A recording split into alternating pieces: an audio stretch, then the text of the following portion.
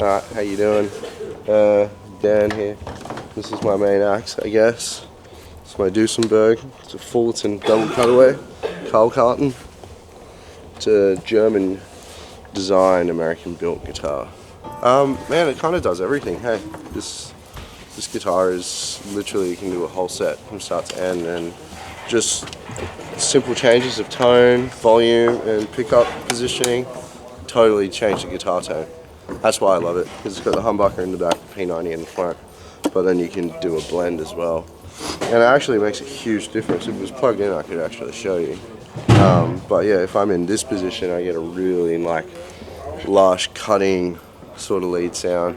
It'll break my amp up. Even without distortion, it'll get my amp to break. If I stick it here, I get like a telly country kind of twang. And then if I stick one more over, this is kind of my bread and butter sound, and this is like a nice, really warm, it really activates the springs in my Fender Twin, and it just gets like this really lush kind of, almost surf rocky kind of really warm kind of tone, which I really enjoy. Yeah, but then I also trade this off with the Les Paul Custom as well, depending what song. This guitar was actually in the recording for Be Impressive pretty much the whole way through the record. This guy comes out for more of the rocky stuff because it's heavier, and you get that real full body kind of like, it's got a bit of a higher output than this, so you get a bit more volume as well, but it's also a darker tone, whereas this one's a bit more lively and bright. Ernie Ball and Ernie Ball Slinkies and 10 to 52. This guy is a newer edition.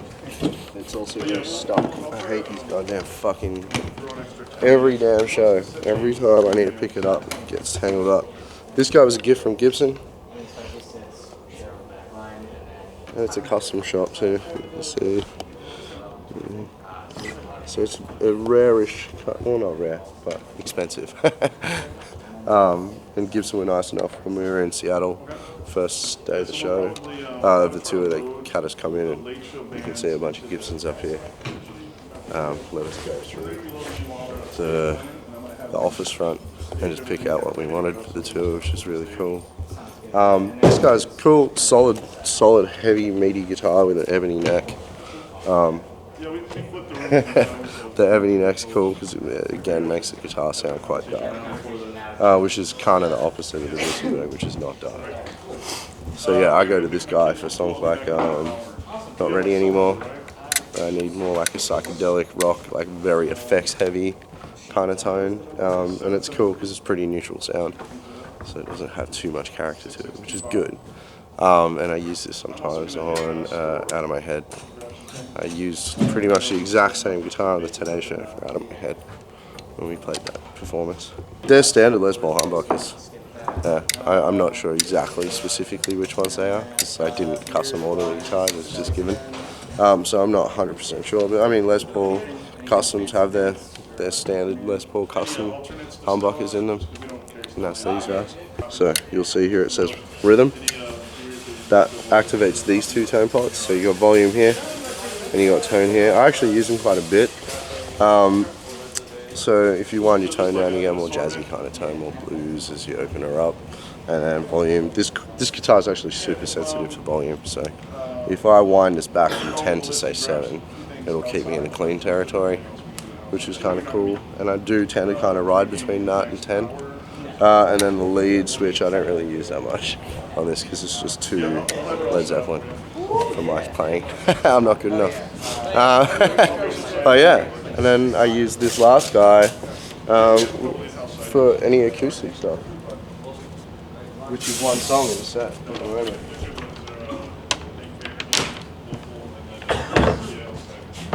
And that'll be coming out of this cage tonight in the last song.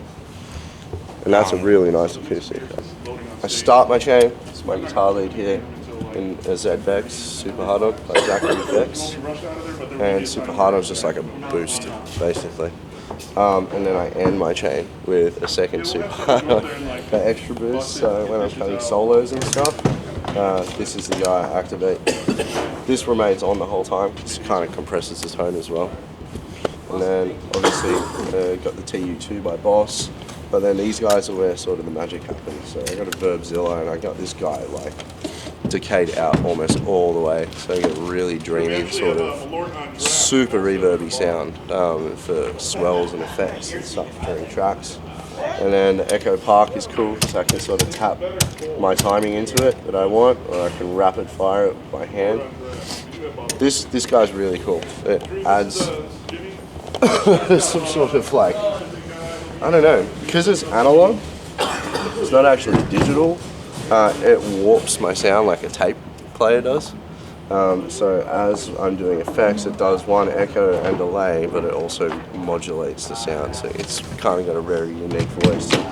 And then we got the Jekyll and Hyde, which I don't know, I don't use it too much, but yeah, it's basically just an overdrive and a distortion. And when you put the two on, it's pretty crazy. I use it for like big solo parts and washes and stuff, but generally I let the guitar do most of the work. Playing with tone and pickup positioning in terms of how dirty or clean I'm going to be playing. And then this is just added if I need like a little bit more cut to a track. So if I'm doing, you know, like a super lead part or something, then we'll activate this guy and this guy as well at the same time. And that's it. I keep it pretty simple, man. It's mostly in the right hand. Everything's going on in the guitar in the right hand. Then we got the Fender Twin Reverb amp. It's really cool. Got this a while ago. I used that, or I got a Fender Vibro King, but the Vibro King's just too heavy and it's too powerful. Vibro King's like 90 watts and it's hand-to-hand sold and it's all A-class. Whereas this one's, I think, about 60, 50 watt. Perfect for live, man. I only run it at 2.5. And it's fucking loud at 2.5, but it's not dirty yet. So, yeah, not much else to say about that. It's pretty standard. It's got the Jensens in it. And, yeah, 2x12. It's good. It's a workhorse, man. We've had this amp out for 3 tours. I've never had to service it. No valves are going. It's just great. Love it. Very well built amp. Good tone. Really nice. Complements the guitars really well. This is my favorite thing in the whole rig. My Akai Mpk249 is the best keyboard. I love it. I do a lot of filtering, sampling. Everything's run off a digital things. I'm using VST. Everything's running out of main stage. But the thing I love the most about this keyboard is the keys are weighted. But also I've got all my sample pads here as well. So while I'm actually playing synthesizers, I can be triggering samples at the same time in between the lines as well. So I can do a lot with that. It's also got a tap tempo and an arpeggiator, which I use, so I can actually tap out my timing of the track in time lock and then activate an arpeggiator, and I can latch it, so I can just be hitting one note at a time and just keep carrying those notes around. And it's got a modulator as well and a bender. I don't know, man. It's just kind of the most reliable, unbreakable. It doesn't do anything other than just be reliable and let me play comfortably on what I'm doing, which is freaking awesome. And it does it really well.